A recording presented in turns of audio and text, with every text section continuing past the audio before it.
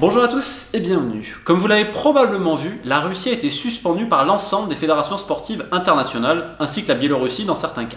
Alors, le football ne fait pas exception, puisque l'UEFA a banni les clubs russes de Coupe d'Europe, et la FIFA fait de même avec la Fédération de Russie et la sélection, qui ne pourra donc, en l'état, pas disputer le Mondial 2022. Alors, en attendant de potentiels appels au TAS, le tribunal arbitral du sport, on va revenir sur les véritables raisons qui ont motivé les instances sportives internationales. Et comme on le répète souvent, c'est avant tout une question d'image et de politique. Bah oui, parce qu'on va pas faire durer le suspense plus longtemps. Non, ce n'est pas pour ce qui se passe réellement en Ukraine, ce n'est pas pour les morts, etc. qu'on a cette décision-là. C'est avant tout une décision politique et médiatique. Parce qu'il y a eu un brouhaha médiatique, et c'est-à-dire de l'image. L'image est en danger. Ces institutions sportives, qui souvent n'obéissent à aucune loi, elles obéissent quand même à une. C'est l'image. Dès que l'image est en jeu, notamment pour la FIFA, oulala, là on sort. Pareil pour l'UEFA. Rappelez-vous la Super League.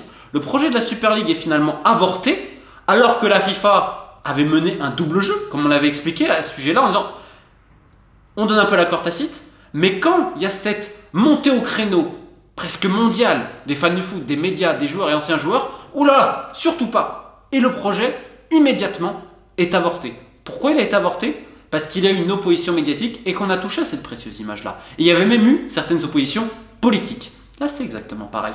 Il y a tout ce qui se passe au niveau de l'image, des médias, des journalistes, etc. Et également au niveau politique. Et a fortiori, parce que c'est en Europe. Et la FIFA a très peur de l'Europe. Oh là là. Quand les nations européennes se mettent en branle, parce que là, on a eu à la fois des gouvernements qui ont incité leur fédération. Donc on a eu tous ces communiqués que la Suède, notamment la République tchèque, ne jouerait pas face à la Russie, etc. Donc il y a eu un front commun de plusieurs nations européennes à travers leur fédération de football. L'UEFA a mis une pression colossale vis-à-vis de la FIFA qui ne voulait pas suspendre la Russie, de par les liens qu'entretiennent Gianni Infantino avec Vladimir Poutine, mais on aura le temps d'y revenir un petit peu plus tard. Mais finalement, la FIFA a cédé devant ces pressions politiques et médiatiques.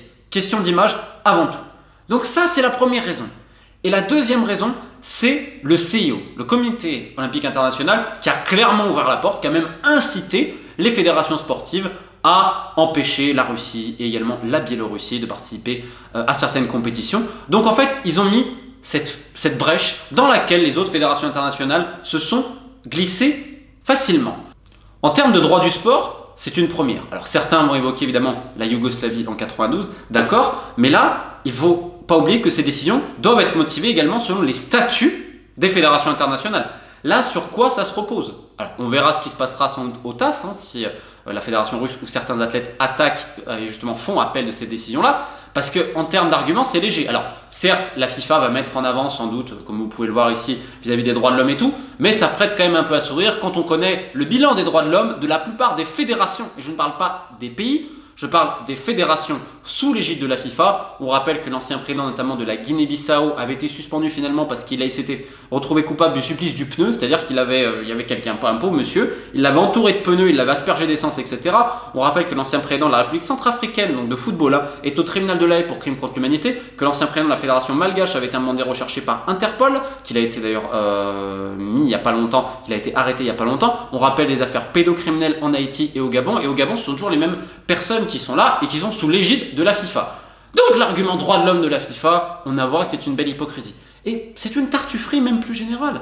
C'est-à-dire que toutes ces institutions sportives internationales qui proclament qu'on est apolitique, il ne faut pas mélanger le sport et la politique, nous sommes dans une idée de neutralité, etc. Et bien là, d'un coup, montre très clairement que ce n'est pas le cas. Et ça a toujours été une hypocrisie. Il faut arrêter de prendre les gens pour des imbéciles. Le sport est éminemment politique et a fortiori les très grandes institutions. Que ça soit pour la Formule 1, que ça soit le CIO et notamment la FIFA. C'est éminemment politique. Une petite preuve s'il en est, quand la Russie devait accueillir quand même à Saint-Pétersbourg la finale des champions, quand c'est délocalisé, quand l'UEFA dit non, tu as le président français Emmanuel Macron qui a tout fait pour récupérer la finale. Et il l'a réussi d'ailleurs. Donc on voit très bien que ce n'est pas que la Russie, c'est éminemment politique. On se rappelle que certains chefs d'État l'avaient utilisé à l'époque Duvalier en Haïti, Haïti 74, Mobutu avec le Zaïre, le fameux combat de légende, etc. On peut parler de l'Azerbaïdjan qui accueille de grands événements sportifs, que ce soit à Bakou, que ce soit la finale à l'époque de l'Europa League. On peut parler de l'Arabie Saoudite qui fait des clips de promotion pour le football féminin pour montrer qu'il y a un changement, que les femmes peuvent conduire, elles peuvent jouer au foot, elles peuvent aller dans des stades et que le président de la FIFA lui-même est apparu dans des clips pour l'Office de tourisme d'Arabie Saoudite et que certains des conseillers de Gianni Infantino ont récupéré également des contrats en Arabie Saoudite. On pourrait parler de l'Uruguay qui se sert du football et des exploits de sa Céleste afin de passer des accords bilatéraux avec d'autres pays, notamment avec la Chine, où un accord portant sur le football a été établi à l'époque de Tabaré Vázquez, l'ancien président uruguayen. Et plus près de chez nous, on pourrait même parler de la France, qui est sacrée en 98 avec cette récupération politique Black Blamber. Bref, le football, parce qu'on va rester dans mon domaine, est éminemment politique et politisé dans le monde entier. Est-ce que la Russie a politisé ce sport pour se donner une meilleure image, etc. Oui, on pourrait parler évidemment de cette affaire de dopage, etc. Il y a plein de choses à dire. La Russie, comme tous les autres États dans le monde entier. Donc il faut arrêter de prendre les gens pour des imbéciles. Et Gianni Infantino, président de la FIFA, a de grandes amitiés avec beaucoup de chefs d'État, dont Vladimir Poutine. D'ailleurs, Infantino avait été décoré également par l'État russe, mais par plein d'autres États notamment. C'est pour ça qu'au début, la FIFA, ils avaient proposé quoi? La Russie pourra jouer, mais on va dire que ce sont les joueurs qui viennent de la Russie, donc on va dire qu'on les détache un peu de la fédération. Il y a vu cette idée un peu similaire, rappelez-vous, déjà avec cette affaire de dopage, russe hein, d'ailleurs pour le coup, et vous avez du comité olympique. Donc on était parti là-dessus, il jouera en terrain neutre, enfin on essaie de trouver une solution. Finalement, de par cette pression politique et médiatique, c'est refermé. Mais comme je vous dis, Infantino a une fascination pour Poutine, pour Donald Trump, pour Mohamed Ben Salman, le prince héritier d'Arabie Saoudite. Alors c'est très drôle parce que MBS il a mis beaucoup de temps avant d'accepter de rencontrer Infantino, et c'est Donald Trump notamment qui avait aidé à ce sujet-là. Il est très ami également avec Paul Kagame, le président du Rwanda, et d'ailleurs, surprise absolument incroyable, puisque le nouveau responsable de la commission éthique, c'est un proche de Paul Kagame, commission éthique évidemment de la FIFA. On pourrait parler des liens avec le Maroc, avec la Chine, ou aussi avec Mauricio Macri, l'ancien président argentin qui était de Boca Juniors, qui n'a pas été réélu à la tête du pays, et directement où il est passé à la FIFA.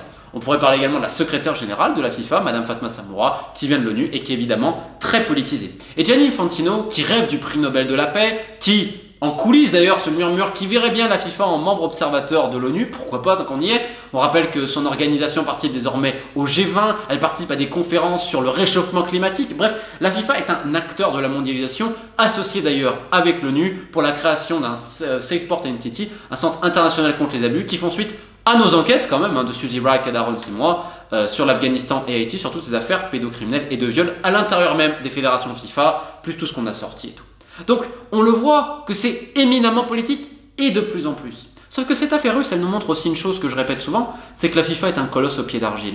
C'est-à-dire que dès que tu as un peu d'opposition politique et médiatique, quand les médias, quand des joueurs, des voix qui portent dans le milieu du sport et a fortiori au niveau politique parlent, la FIFA, toute FIFA qu'elle est, qui est parfois reçue avec le tapis rouge par plein de chefs d'État, et ben d'un coup se fait petite. Parce que c'est une question de vote, c'est une question de voix. Et on l'avait déjà vu au Laos, rendez-vous compte. Je donne souvent cet exemple parce que c'est le plus parlant. La fédération du Laos à l'époque avait été condamnée à une très forte amende parce que trafic humain, notamment de joueurs mineurs qui passaient à travers des clubs laotiens et avec l'accord tacite de la fédération. Une affaire absolument horrible qui avait été couverte notamment par le syndicat mondial des joueurs, la FIFPro.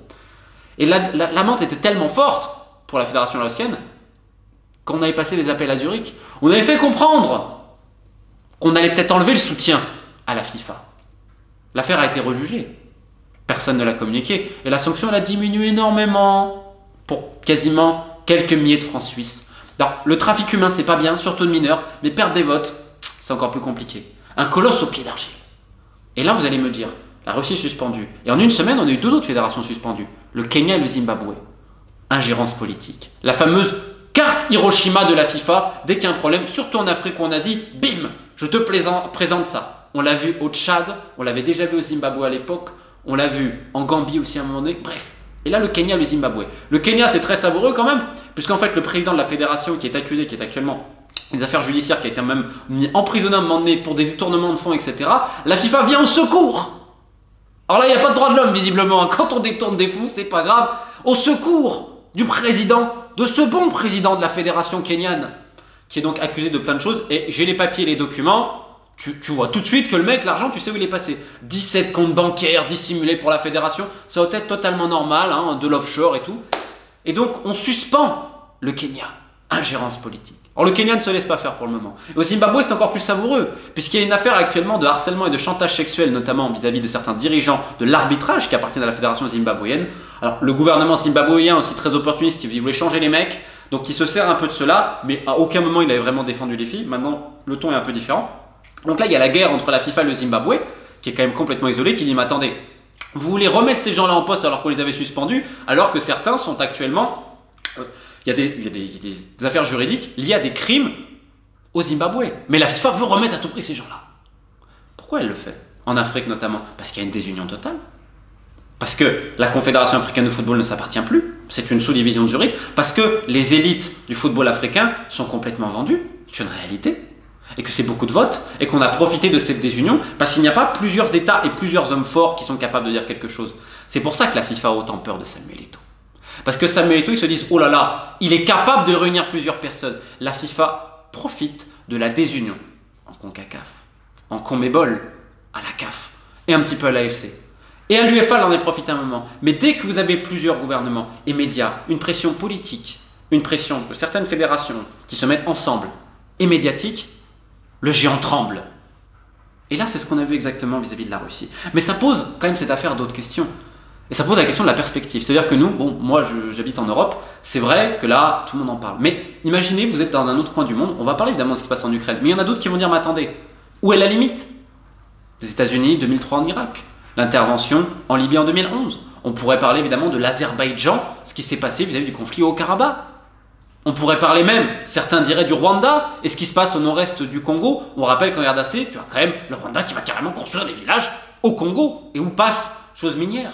On pourrait parler de plein d'événements politiques, on pourrait parler du Yémen, même si je tends à tempérer, puisque c'est le gouvernement légitimement reconnu par le Yémen, Hadi, qui avait demandé de l'aide à l'Arabie Saoudite. Alors l'Arabie Saoudite et les Émirats, dans cette coalition, ont pilonné le Yémen depuis des années, et les Émirats ont quand même, à un moment donné, occupé le Yémen du Sud. On pourrait évidemment parler également d'Israël, certains dans le monde arabe pourraient se lever en disant, mais regardez, il y a des tirs actuellement également sur le sol syrien, on pourrait parler de l'Iran, on pourrait parler de plein de choses en fait. Sauf que la FIFA n'est pas l'ONU, elle n'a pas vocation à l'être, quand bien même elle est politisée et se politise elle-même de plus en plus. Donc la question elle est où? On reste dans le sport, moi je reste dans le sport. Et là ce qu'on voit, c'est qu'on a plein d'États qui se font une guerre par procuration en utilisant des fédérations, en utilisant des confédérations, en utilisant un ballon de football, en utilisant un circuit de Formule 1. On en est réduit à ça aujourd'hui. Et regardez, je reprends l'exemple. La Russie, on leur enlève la finale avec des champions, immédiatement Emmanuel Macron, et je récupère. L'opportunisme. La guerre à travers le sport, c'est pas beau. Mais toute cette affaire montre aussi autre chose. Comme pour la Super League, il y a eu un soulèvement. Pour dire trop c'est trop, etc. sur intervention. Je ne vais pas encore parler de ça, cette vidéo n'est pas faite pour être politique. On va rester sur les faits et les raisons. Les raisons qui ont poussé le bannissement de la Russie, la suspension, c'est parce qu'il y a des gens qui sont montés au créneau, tout simplement. Politique, médiatique, et des gens comme vous et moi. Alors, ça montre deux choses. La première, c'est que les gouvernements et les politiques ne sont pas pressés visiblement d'éradiquer la criminalité, les groupes mafieux, les groupes criminels dans le football. Je rappelle qu'il y a quand même eu des vagues aussi d'assassinats liés au foot, ou des attentats à la bombe vis-à-vis de certains matchs truqués à Chypre vis-à-vis d'arbitres, tous les matchs truqués, les liens avec les triades, etc., toutes les commissions occultes, tout le blanchiment d'argent qui peut exister par les transferts, et toutes les affaires pédocriminalité que je traite. Je trouve ça quand même très savoureux parce que les Comores, j'en parlais la semaine dernière, pas une reprise, rien, ça fait plus de 20 ans que ça dure, et des petits qui sont violés par l'ancien DTN, pas de problème. La Barbade, Saint-Kitts-et-Nevis, on va me dire c'est des îles de la Caraïbe, ça, on s'en fout. Okay. Ce qui se passe au Gabon, qui est soutenu quand même par la FIFA, c'est vrai qu'une fédération qui abuse des petits depuis plus de 20 ans, et ben ça on va pas les suspendre. C'est passé en Haïti, toutes ces affaires-là, en France et autres. Alors c'est quoi la leçon? Personne n'en parle, aucun joueur, aucun média et tout. Bon. C'est quand même triste, et c'est pour ça que j'essaie de me battre et parfois de vous rabâcher les oreilles, parce que l'affaire russe et l'affaire la Super League montrent une chose, c'est que quand on veut, on peut.